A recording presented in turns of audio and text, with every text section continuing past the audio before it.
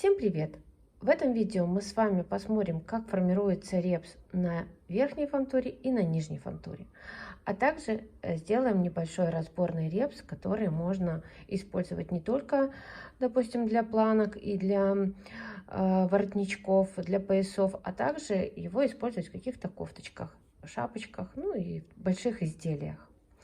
Перед тем, как мы будем вязать с вами, я хочу сразу показать быстрые настройки формирования репса на фантурах. Первый образец я связала вот этот вот красненькими ниточками. Я связала репс на верхней фантуре, на этой, на основной. Также она еще называется задняя фантура. Когда мы формируем репс на какой-то фантуре, значит мы каретку настраиваем на этой же фантуре. Поэтому, когда мы хотим, чтобы формировался репс на основной фантуре, вот на этой, на верхней, да, то мы должны поставить очень простые настройки. Ручку выбора узора мы ставим в положение С. Это у нас, как мы уже помним, это холостой ход.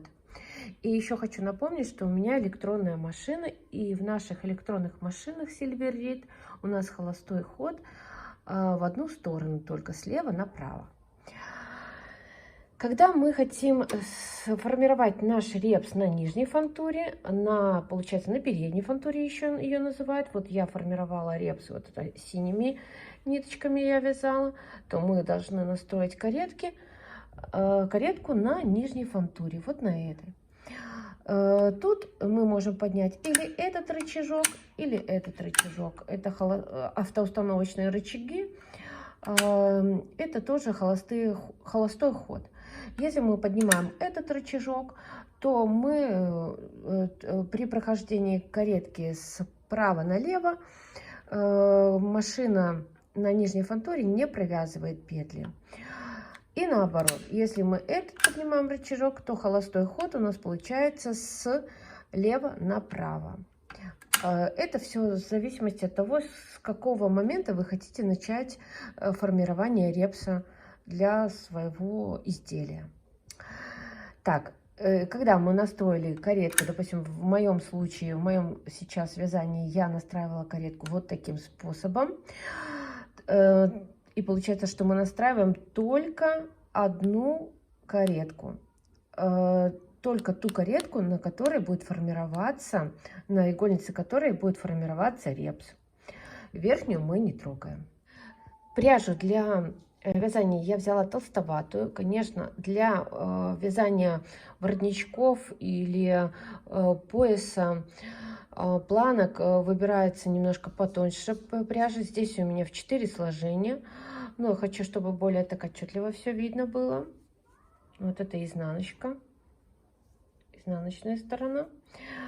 Поэтому и хочу показать, как сам проходит процесс вязания данного переплетения. Приятного просмотра. Итак, например, нам нужно, чтобы репс наш сформирован был на верхней игольнице, вот на этой, на задней еще ее называют. И еще основной называют ее. Для этого мы возьмем, настроим только верхнюю каретку. Для этого мы рычажок выбора узора переводим в положение С. И все, больше ничего не трогаем. Сейчас у меня плотность стоит 7,7 на верхней и на нижней каретке, потому что нитка такая достаточно плотная. И, как я уже говорила, мы сделаем с вами половину нашего репса, нашего полотна под разборный репс, под простой разборный репс. На этой стороне мы будем вязать просто обычный репс, на полном ластике получается набор был, а здесь мы просто перенесем, сейчас я для удобства немножко сдвину фантуру и через одну с верхней игольницы перенесу на нижнюю петли.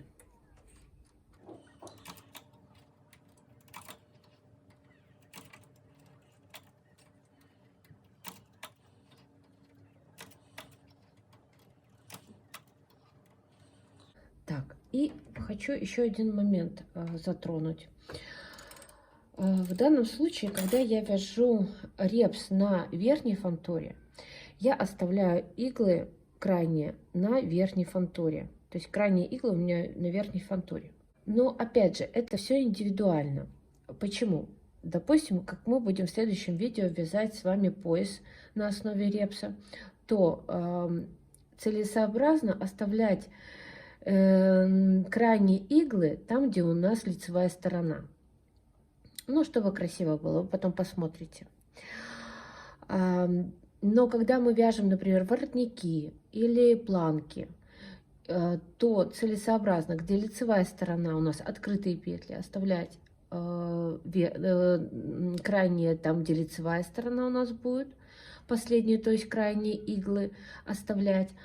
А там, где мы будем подшивать к полотну там, или к полочкам, к изделию самому, то лучше может быть даже и изнаночные, для того, чтобы удобнее и красивее получился у нас соединительный шов. В данном примере у меня крайние иглы, они будут находиться на верхней фантуре, там же, где и будет формироваться сам репс. Все. Значит, настройки я сделала, разобрала под один то есть получается под один рисунок такой, разборный у меня получился часть репса и обычный, который обычный репс. Все, можем вязать.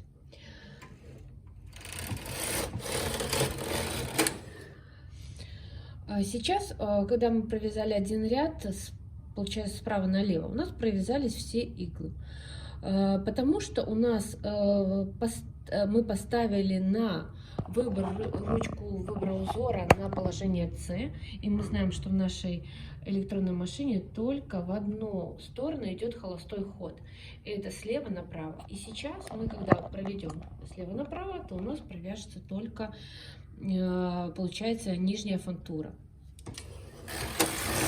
Вот. А на верхней фантуре петельки как бы вытянулись. Вяжем дальше, то есть провязались все и нижняя, и верхняя каретка, и фантуры. Слева направо только нижняя.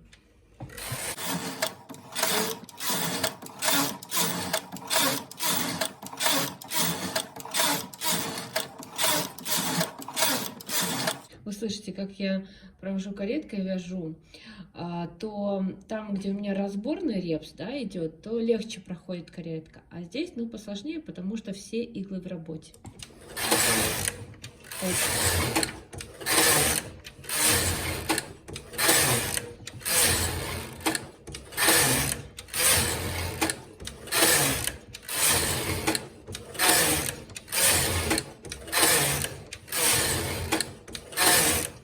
Давайте посмотрим наш образец.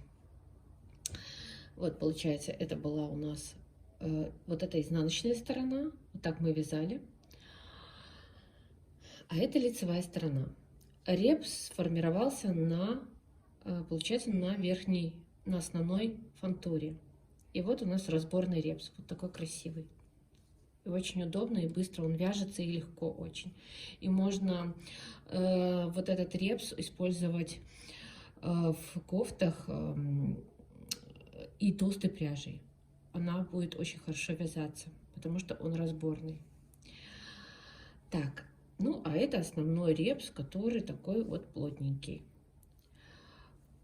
С изнаночной стороны у нас провязаны все петли.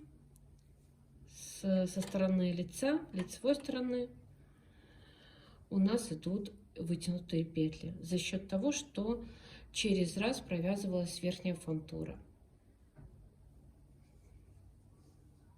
И сейчас вторая часть, когда мы хотим, чтобы репс сформировался у нас на нижней игольнице или на передней игольнице.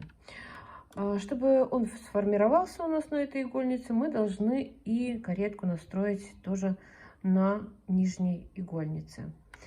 Поднимаем, мы можем, кстати, поднять или этот рычажок.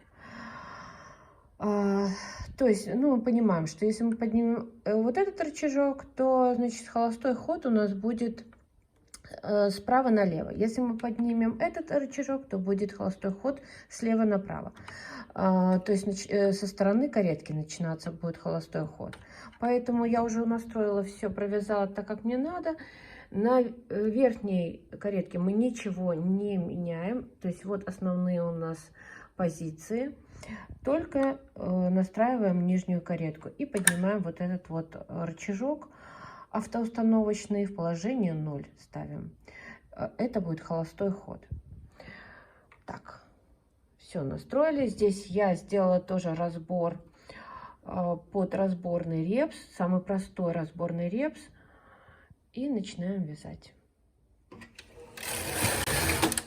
Так, ну вот как мы уже видим, значит, при таких настройках, при прохождении каретки с права налево, у нас нижняя игольница не провязывает, а провязывает только верхняя игольница. За счет этого получаются вытянутые петли на нижней игольнице. Когда провязываем слева направо, то у нас провязываются все иглы, и верхней, и нижней игольницы.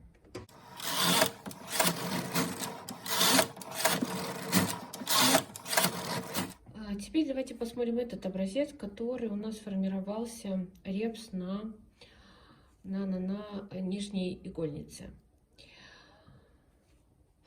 Так, вот он. То есть получается вот эта изнаночная сторона. Вязалось оно у нас получается вот так, потому что у нас формировался репс на нижней игольнице. То есть даже по рисунку мы понимаем, что здесь мы разбирали иглы на нижний репс получается.